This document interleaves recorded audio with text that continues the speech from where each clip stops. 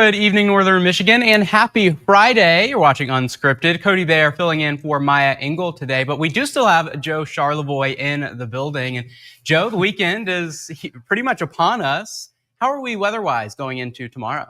Yeah, the weekend itself doesn't look too bad. I mean, it is Father's Day weekend, maybe a shower tomorrow. But it's been really interesting today, Cody. We've had some of you, so if you're on Mackinac Island or Sheboygan, it's been raining all day today. Traverse City, Houghton Lake, dry. A really sharp area, kind of a narrow area of rain where it's been raining most of the day today. We said that the last couple days, most of that rain would be north. And so we're still dealing with that. We'll show you that in a few minutes. As mentioned, though, we get into the weekend, it looks okay. The weather doesn't look too bad. And next week, it will be a little warmer, but still active weather hanging on. So there's a lot to unpack in weather. We'll take a look at that in the forecast for Father's Day coming up a little later. Sure thing. Thanks, Joe. And as he said, we will check in with him later. First, our top story of the night. A court battle is in progress over President Donald Trump federalizing the California National Guard. It's in response to LA protests against immigration raids. Cities across the country have now joined the chorus of anger and frustration, with more protests anticipated nationwide over the weekend. Michael Yoshida has the latest. As anti-ICE protests spring up in cities across the country, the National Guard troops deployed to Los Angeles, along with a Marine battalion, are allowed to remain there at the direction of President Donald Trump for now. A federal appeals court ruling late Thursday paused an earlier decision by a U.S. district judge that declared the National Guard had been unlawfully federalized by Trump. In a True Social post, Trump thanked the court and claimed if he didn't send in the Guard, L.A. would be, quote, burning to the ground. We saved L.A. This, despite persistent objections from California Governor Gavin Newsom. The police do policing. Military, it's for the battlefield. As the battle in the courts continues, so do the protests. LA Mayor Karen Bass says the nighttime curfew will likely remain in place for a few more days, but the disruption caused by the unrest is now being felt by area businesses. All you need to do is walk the streets and you can see what's happening, the general sentiment of the fear that lives in our community right now. Anthony Rodriguez, president and CEO of the LA Fashion District, says there's low foot traffic and storefronts are boarded up in the downtown area that's typically buzzing with customers, vendors, and tourists. I honestly don't see how we're going to be bounced back from this. The escalating immigration raids, too, are beginning to take a toll. People are afraid to get out, because ICE, they've been hearing the rumors that ICE are here, and they don't get out. They're scared. In Los Angeles, I'm Michael Yoshida. Bringing things a bit more local now, Rotary Charities of Traverse City is awarding grants to 6 nonprofit organizations, one of those organizations being the Homestretch Housing Corporation. The grant will help fund a new affordable housing project across from Crystal Mountain in Benzie County. It's a 36-unit housing development at the Crystal Commons in Thompsonville. The initial phase will construct 12 rental units for families earning between 60 and 80% of area median income, helping address the region's workforce housing needs. We're hoping it cuts down the commute time for local folks who may work at the resort or may work at, other local employers. We'd like to break ground in 2026 if possible. And the families, these are 1 and 2 bedroom apartments. And so you can have up to 4, families of 4. The grant money awarded to Homestretch was $50,000.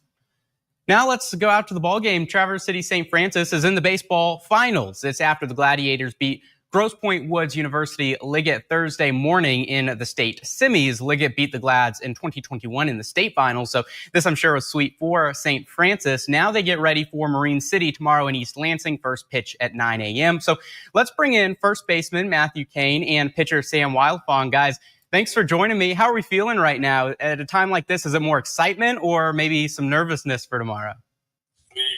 We're very excited. I mean, it's just to be here. Yeah, we're really excited. It's going to be a really fun time tomorrow.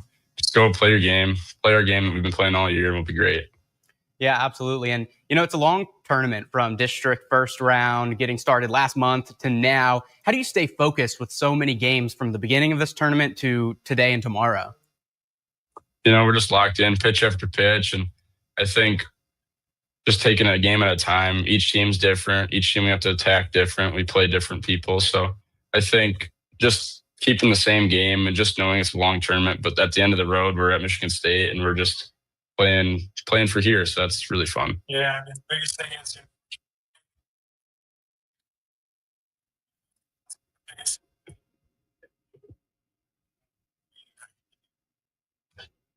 Sure thing. And, are you guys in Traverse City now or East Lansing now?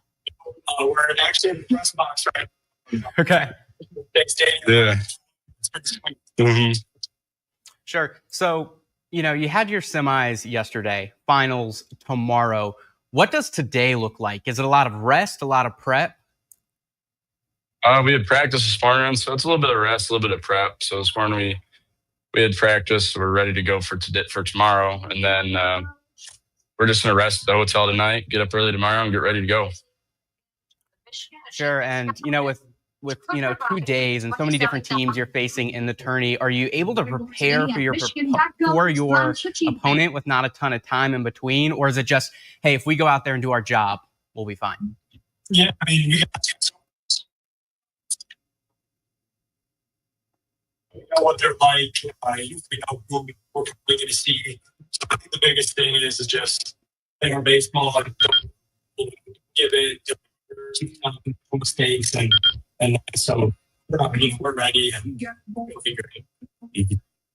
Yeah, and the regular season can get long, but now, of course, every game, it matters. Essentially a win or go home, and of course, the big one tomorrow. Does anything change on the plate or on the mound? Is there added pressure knowing, hey, like this is for all the marbles, or is it again just go and do your job? If you're a fan, it looks like there's added pressure, but as a player, even last night, I was just thinking, just treat it like any other inning. It feels like any other inning, any other game for that matter. So I think that's really the mentality that we're trying to take into there. Stick to our approaches throughout the game at the plate, and then just stay locked in it for a whole 7 innings of baseball. Yeah, absolutely. What is, and I'd love to hear from both of you on this one. What has this team done right to get to the final? One thing that we've done right is, we've just stuck together. Through the ups and downs. I mean, we had a 4-game losing streak. We're not used to losing. And I think sticking together, with coaches, players, the brotherhood that we have, that really helped get us through that. And the brotherhood of this team is amazing. Yeah, to go on top of that, I think because of that brotherhood, we were able to really just trust each other and trust that we're going to each come out here and give our best every single day in the playoffs. And I think that's really helped us. Defensively, we're locked down and we trust each other that we're going to make plays in the big moments and take big at-bats and put the ball in play. And that's what we've been doing really well. Yeah. Now, the last 2 times St. Francis made the semifinals, 2017 and 2021, they won, but both times fell short in the championship. I know you guys weren't part of those teams, but what needs to happen tomorrow to get that trophy? Our pitcher, he just needs to throw strikes, and then, they'll put the ball in play. We just have to play the base. Just make errors, throw strikes, and we're going to be just. Yeah, we're going to put the ball in play plenty. So we're going to have traffic on the bases all day long. So as long as we just play our game defensively, we're going to be amazing on offense, and we'll get a few runs across, and that's all we're going to need. Yeah, absolutely. Now, Matthew, Sam, thank you guys for joining me. My last question for you both is, and you can take a second to think about this, describe this team in one word.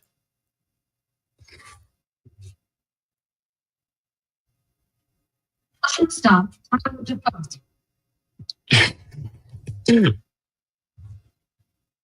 Committed. I feel like we're just committed in everything that we do, and we're really purposeful with what we do. And although it may seem that sometimes we're not in maybe how we interact with each other, there's everything that towards a play, we all have this kind of mentality to do to help the team. And so I think commitment has been really. Love it.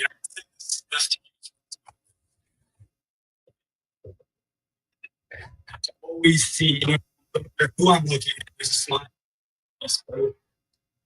Everybody on this team just wants to have fun and see the ups and downs.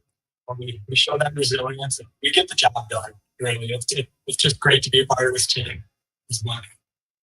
Absolutely. Matthew Kane and Sam Wildfong, thank you guys so much for joining us, and good luck tomorrow. Yes, thank you. Once again, Traverse City St. Francis facing Marine City tomorrow at 9 a.m. in East Lansing. Also happening this weekend, nationally known as the largest 3D archery event of its kind, the Total Archery Challenge. It's back at Crystal Mountain for its 4th year.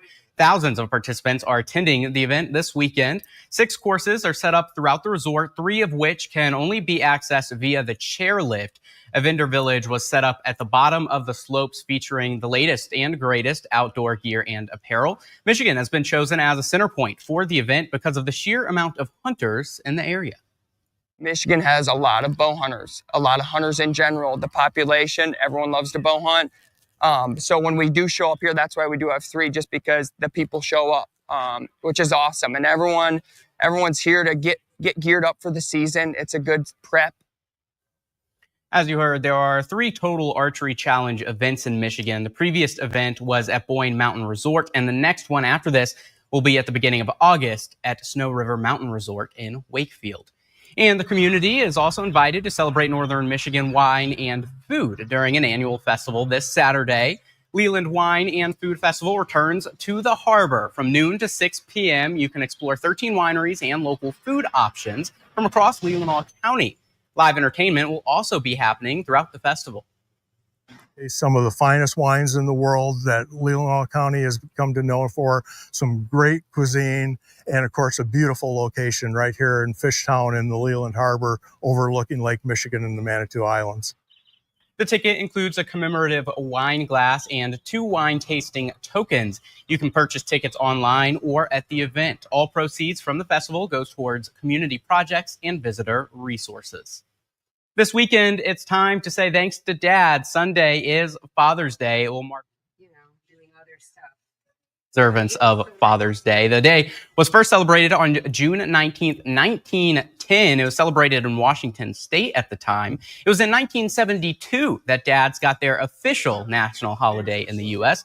You may be thinking of special outings or gifts. Americans plan to spend a record $24 billion on the holiday. The National Retail Foundation says nearly half of people will buy a gift for dad or a stepfather. And that brings us to our question of the day today, which is, how do you celebrate Father's Day? And of course, a gift is one of the options on there. It's get dad a gift, family cookout, go out to eat, or don't do anything. And as of right now, through the voting, don't do anything is at number 1. It has 43% of people said don't do anything. Family cookout was number 2 with 31% of answers. 17% of people said get dad a gift, and 10% said go out to eat. There's still time to vote. You can vote by scanning this QR code on your screen now or on our Facebook or our website, UpNorthLive.com. That brings us to our first break. When we get back, Joe Charlevoix will let you know the weather going into this weekend. Stay with us. I'm Jada Johnson from Big Boys TV, and the Fish and Game Report is sponsored by Johnson's Propane.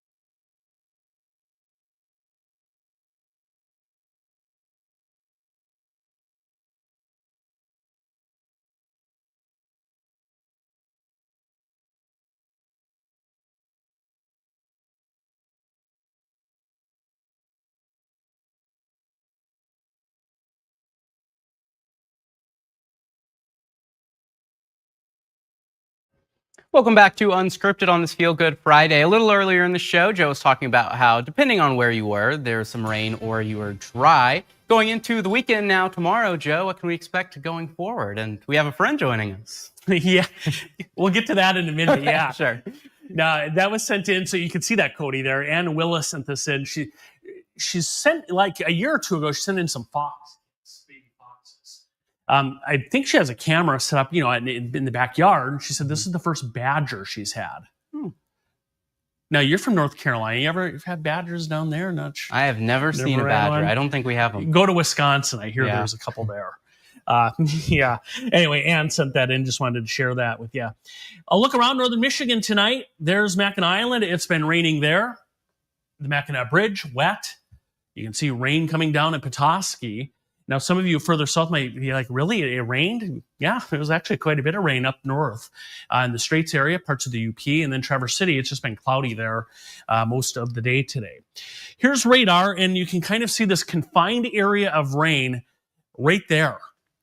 And it's been steady all afternoon. Sheboygan, you've had a rainy day. Pellston, Beaver Island, you've been stuck in the rain. Areas around Nobbin Way, for instance. Here's over the last several hours. Here's a little closer look at that rain. So again, Rogers City, it's a pretty narrow line. In fact, up around Sault Ste. Marie, it's been dry north and then areas south. So it's just this narrow band, essentially. Although some of this now is starting to work in this area of rain toward the Traverse City region. So we'll see a little bit of rain there. And then downstate, there's been rain too. So there's like this narrow corridor where we haven't had any rain, but you can see some of the rain to our south. Here's a look at least what the airports have reported. Up to a quarter inch close to that at Charlevoix, Beaver Island, that general region through the Straits area where we just showed you. Temperatures are cool. Keep in mind, it's the 13th day of June, and it's 48 at Gaylord right now. You should be 75. So quite cool. And you look at Rogers City and Alpena, stuck in the 40s. You have a raw east wind. It's been cloudy most of the day. It just does not feel like June. But then you jump down to Ludington, it's 70 there. So it is a little bit warmer as you get into the southern tier of our counties. Now, going into Father's Day weekend, there's a look right now. What's going to happen to this area of rain is going to fizzle out tonight. It's not going to make a lot of southward progress. So there's right now. We'll run this out past midnight, drying out. Now, tomorrow on Saturday, we'll call it partly to mostly cloudy. There will be some showers that maybe make a run toward the area, but I really think tomorrow, not a lot of rain. A shower can't be ruled out, but nothing widespread. So that's our Saturday. And then here we are on Sunday. Well, we cloud back up again, at least mostly cloudy skies, but I still think a pretty quiet day for Father's Day. And it'll be a little warmer, too. We'll get back into the 70s. And then look at Monday. Yeah, a couple showers and storms rolling in. And that chance is going to carry over into Tuesday and Wednesday, too. So the mowing forecast, maybe you got to get that done this weekend. It doesn't look bad tomorrow and Sunday. Monday, though, a few showers and storms around, a little better chance coming up on Tuesday. One more thing I want to hit on, the air quality. Of course, we had smoke a week or two ago. Well, look at that. Good air quality, at least green here in northern Michigan. So a lot of that smoke has departed. All right, overnight tonight, we're looking at temperatures in the 40s and 50s. That rain north will fizzle out, a lot of clouds around, and here's your weekend. There's tomorrow, 60s to mid-70s, partly to mostly cloudy, maybe a brief shower. And then Sunday, more clouds and sunshine on Father's Day, a bit warmer, but it does look quiet. And active weather returns next week, Monday, Tuesday, Wednesday, and Thursday. Chances for some showers and storms just about each day, Cody. So might get a fairly dry weekend in, but next week looks a little wet again. So get out on the weekend, huh? Yeah, absolutely. Thank you, Joe. Earlier on in the show, we talked to two baseball players on Traverse City St. Francis, who's in the state final tomorrow. After the break, we check in on the softball state tournament in the semifinals. We'll see how Northern Michigan is doing in that tournament on the other side. Stay with us.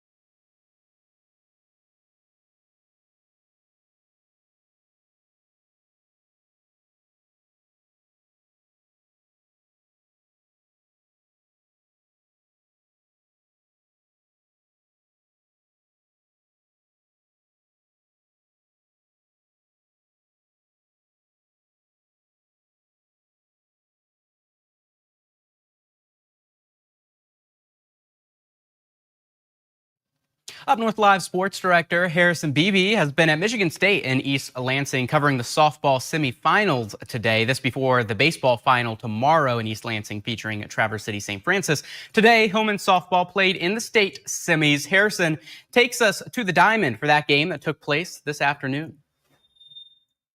Hillman making his second straight appearance in the Division IV state semifinals, hoping to put up a fight after losing 8-0 last year in this round. Taking on one of the powerhouses in Division IV in Mendon. But in the top of the first, it was Hillman showing they were here to play. Madeline Oswald base hit, scores Hannah Crane.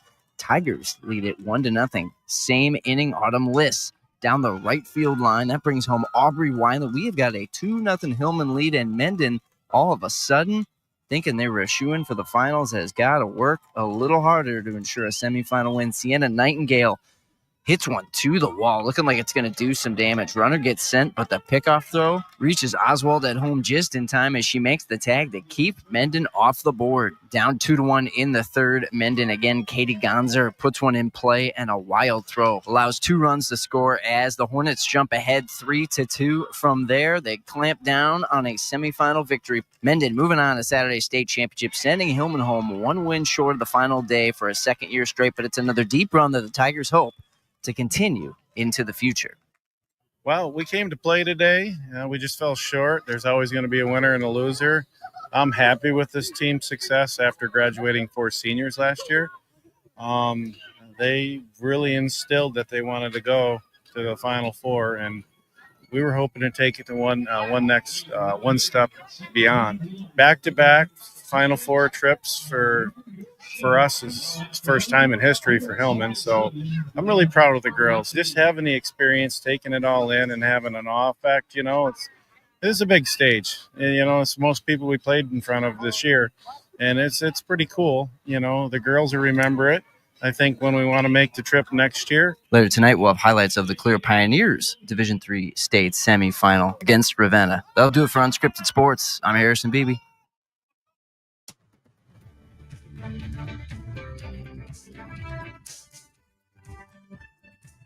Salon services are furnished by Epiphany Advanced Academy in East Acme.